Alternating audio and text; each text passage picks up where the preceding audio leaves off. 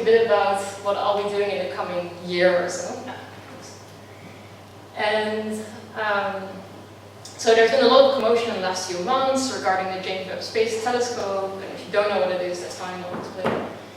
And there are lots of reasons to be excited about it, but today I want to share why I am excited about it and what I'm hoping to work on very soon.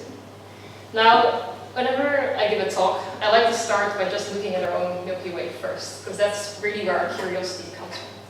So I also give these talks to primary school kids, and I always start with the question is, what do we see? And I'm not going to spend 10 minutes of my time like I do with them, but of course we see lots of stars, first of all, in our Milky Way, and then if you were a little bit up more close, you would see there are these very colorful nebulae as well, these gas clouds where stars are formed, and then you see these very dark dust lanes as well. But what people don't pick up on usually, or at least not unprompted, is that we also see a very characteristic shape. So the Milky Way is this band across the sky, which means that we're probably looking at it from the side on. Now, if we were able to move out of our own galaxy and look at it from the top, we would see something like this. So we would see this sort of thin disk with these very beautiful blue spiral arms. That's an image you probably have seen before. It's an artist's impression, but based on real information that we have. And our sun is located roughly halfway out in one of these spiral arms. Now, if we move beyond the Milky Way, so go into the nearby universe, and look at what galaxies look like, we see a huge diversity. So here you just see some mugshots of nearby galaxies. And you see that some of them look quite a lot like the Milky Way, so you see that they have these spiral arms, very pretty, blue, and pretty familiar. Then others are also kind of disky and sort of pretty flat, but they're red instead of blue. And then there are some that are kind of just blobs. The scientific term is spheroidal, but they're just very different. And then there are a couple that are just complete train wrecks. Now, as astronomers, as myself, I really want to understand why we get this huge diversity. So how do we end up in a universe that's filled with all these different types of galaxies, and at what point really do we start to see these organized structures? Now, the first step to look into this is really to simply start classifying galaxies, and this is what Edwin Hubble did about 100 years ago. So he basically looked all across the sky and devised this classification scheme, which what you see here is called the tuning fork. And so on the left-hand side, you have these blobs. So these are elliptical galaxies, which are really smooth structures. They're kind of spherical. And then on the right-hand side, we have more Milky Way-like galaxies with spiral arms. And actually, most galaxies, in number at least in the universe, look like the spiral galaxies. Okay, so we can classify them, and put them into boxes, label them, and so on, but that doesn't, of course, tell us why or how we actually obtain all these different structures.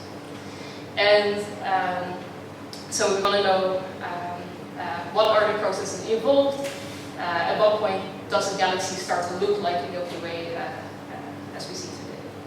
And there are really two ways of going about looking into this. So the first is to take large simulations, and the second is to use telescope data to really look into what real galaxies look like. Now, I'll start by showing you a movie from a simulation. And this simulation is of a single Milky Way-like galaxy, and it goes from basically the birth of the first stars until the present day. And let's see if it works. Yeah.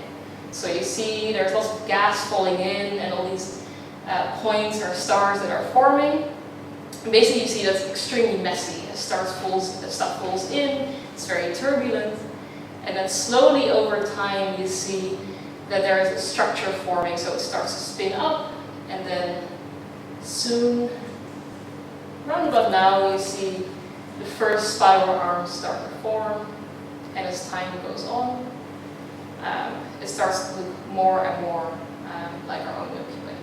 I'll let it play to the end, it's going to take a while.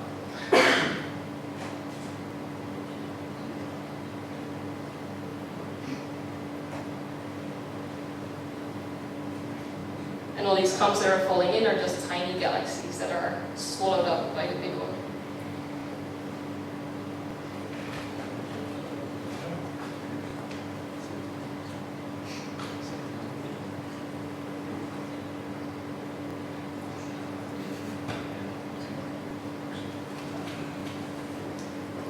So what have we learned from this movie? Well, really that there are 3 phases in the evolution of this galaxy. So there's this very early phase in the first sort of 2 billion years of its lifetime that's very chaotic, it's very turbulent, and then a few billion years after, we start to see a galaxy that starts to resemble at least something that we know from the local universe. And then another 7 billion years later, it actually ends up looking like a Milky Way. Now, of course, we want to test our theory, as Mathieu has explained extensively. So we want to see what does this look like in the real universe, so what do our data tell us. And we can do this with telescopes on Earth, so there's some very powerful ones. Here's the VLT, so it's these 4 domes in the front, and in the back is the VSAT telescope. Both of these are ones I use a lot. And with these telescopes, we can particularly study the galaxies that are in these later phases of the formation. So sort of 5 to 13 billion years old galaxies. Oh yeah, sorry. Oh yeah, I can hear it. So what do we do with these telescopes? Well, we first of all take simply images. And these images look quite similar to our simulations. But these images alone don't tell us whether a galaxy is rotating. It doesn't tell us whether a galaxy is turbulent. So what do we do as well? We don't just take images, but we also take spectra. So you probably know that when light from the sun passes through a prism, you get this rainbow that ends at the end. But we can do something similar with galaxies. So if it passes through a spectrometer, we end up with a spectrum. And the details of the spectrum are not too important, but what you see is that you get these spikes in the spectrum. And these spikes are called emission lines. And these are what tell us about the actual physical state of a galaxy. The details are not too important. I don't know for this slide. So here you can see if you zoom in on a line, it has a very complex shape. And the shape of this line, and from that we can infer whether the galaxy is rotating or if it's really chaotic, and so on. So these spectra are very important. Now, like I said, we can get these spectra and images for galaxies in the later stages of their evolution. And this is essentially what I've been doing for my PhD thesis. But what we'd like to do is to really understand this early phase.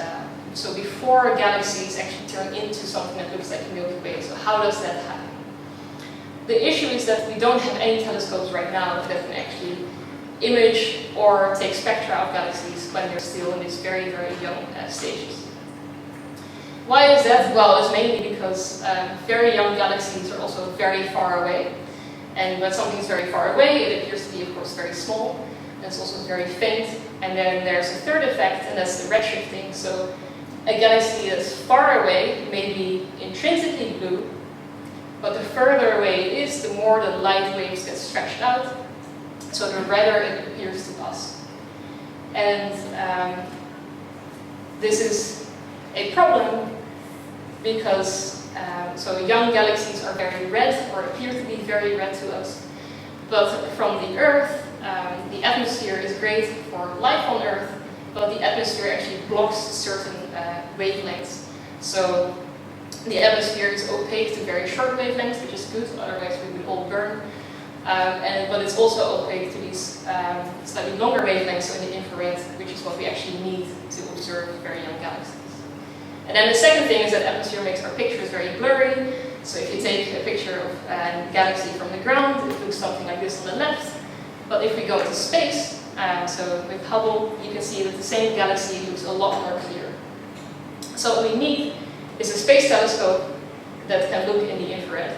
And Hubble has been amazing, but it cannot, well, it does a little bit of near infrared, but not very much. So this is where the James Webb Space Telescope comes in, and this is why a lot of astronomers are really excited, because it's really the first instrument that can do infrared science, infrared spectroscopy in space. And so this mission was first drawn up when I was a baby, I think, so in the 90s. And it has taken 25 years to actually develop the telescope and all the instruments in it. It has gone through many, many launch delays. But a few months ago, on Christmas Day actually, we got a very nice Christmas present. and that was the launch of the telescope. So I guess most normal people were cooking dinner already, or like going to grandma's house, but I made my parents watch this with me, so I'll just play it for you as well. It's in French, by the way. 30 seconds, count parts.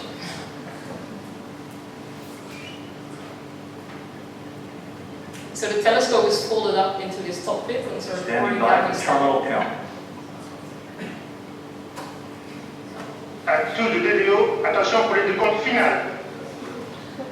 10, 9, 8, 7, 6, 5, 4, 3, 2, unité, top.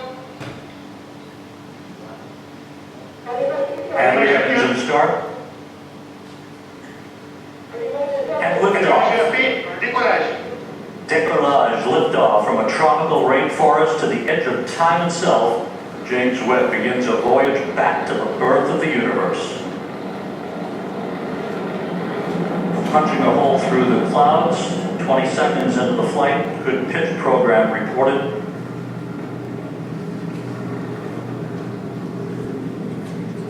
Trajectoire nominale. Vehicle performance is nominal.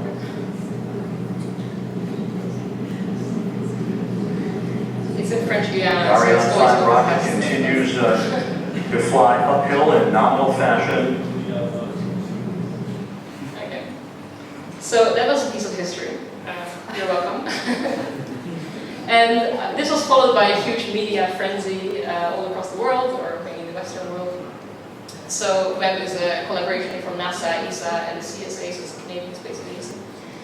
And a lot of it focused on how big of an achievement it was engineering-wise, and a lot of it focused on how expensive it actually was. So it cost $10 billion in the end, which was 10 times more than budgeted, and makes it the most expensive mission so far.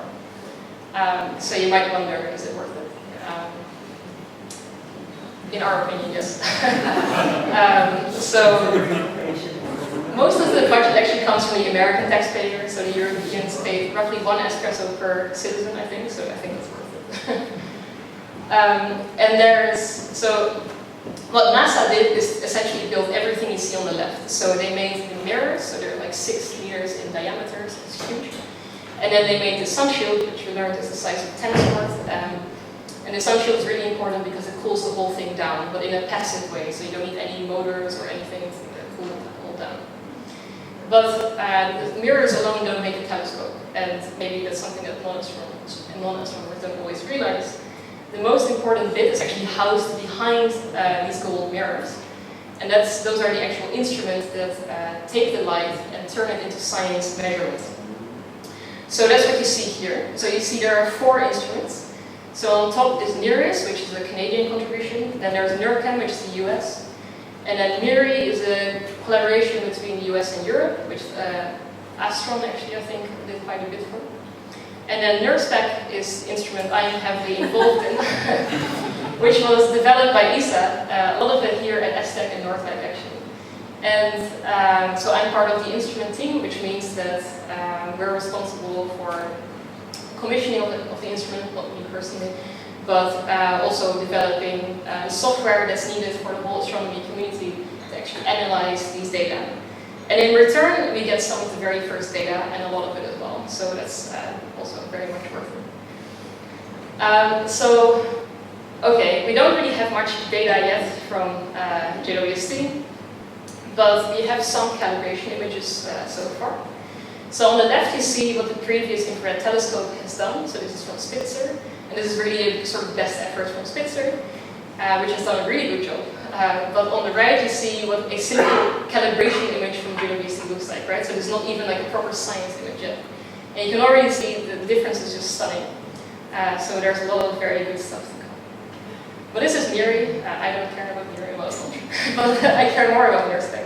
And I'll show you why I care a lot about NIRSpec. And that is because it's more than just a simple camera. So I showed you before that it's really important to get spectra from galaxies so that we can get information about the dynamical state of these, so see whether they're rotating or whatever. Now, what NIRSpec can do is to take spectra, but at these very, very red wavelengths. And there are very few instruments that can actually do this, actually none, except So this is extremely cool, because what it means, oh no, first this slide, yeah. So this is what NIRSpec looked like in the lab before it was mounted onto the telescope. So you see it's a lot more complex than the simple triangle I was showing you. And on the right you actually see the very complex path that the light takes within the telescope. The details are not very important. It's just to show that it's it gets focused multiple times and then it finally gets diffracted, so the light gets split into an actual spectrum, and then it's again focused in several ways before it's actually on a detector.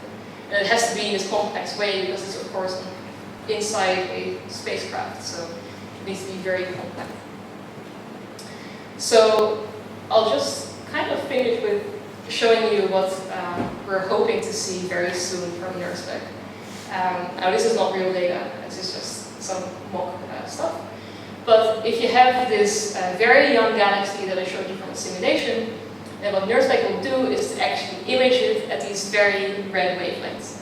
And not just image it, but from each pixel in this image, we'll also get a spectrum. So what I'll be doing in the next year or so is to actually start to do modeling, so as to infer whether these very young galaxies are rotating, are they very turbulent, and if so, why are they turbulent? And in that way, start to complete the timeline all the way back to 0 billion years ago. So GWST is still, so it was launched in December, and then it had to go through a very long calibration phase, and it's still ongoing actually. One of the reasons is MIRI, the other reason is NIRSpec, because these are such complicated instruments. It should finish in the next month or so, and then hopefully in July we'll be able to start taking data. So in the next year, you'll probably see quite a few press releases, so stay tuned.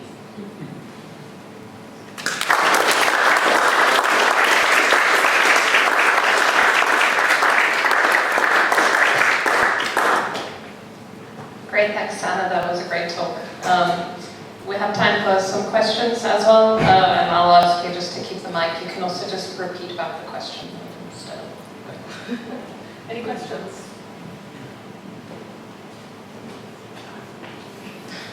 You want the microphone? No, it's okay.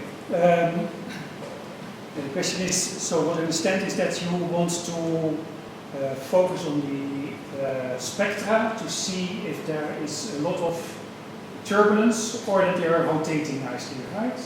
Yeah, so we want to catch this sort of transition going into these rotating disks, essentially.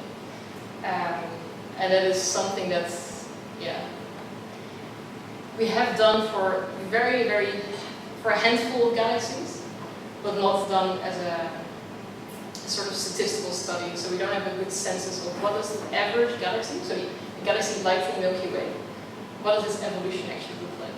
And that is what we're hoping to answer with this instrument. Is that the most important assumption that you made in your simulation? I guess there are more assumptions in it, right?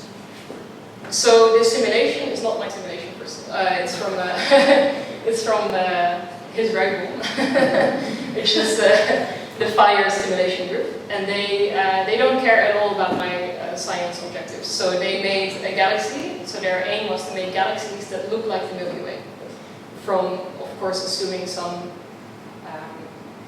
let's say, good physics, some good physical principles that are plausible. And their simulation is not necessarily correct, but it looks plausible.